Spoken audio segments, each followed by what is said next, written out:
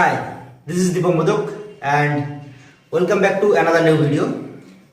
तो वेस्ट बंगाल में अभी क्या हो रहा है मेरे को पता नहीं, शायद आपको भी मतलब क्या बोलेंगे, সত্যি বলতে কি বলবো যে ওয়েস্ট বেঙ্গলে কি চলছে সেটা দেখে আমারই হাসি পাচ্ছে।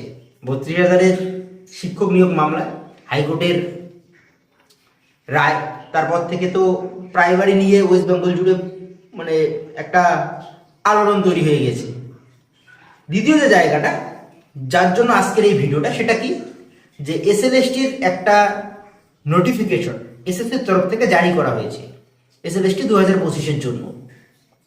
সেই নোটিফিকেশনে বলা হয়েছে যে এসএলএসটির যে ফাইনাল রেজাল্ট সেটা সম্পূর্ণটা ডিপেন্ড করবে হাইকোর্টের যে জাজমেন্ট সেটার উপর।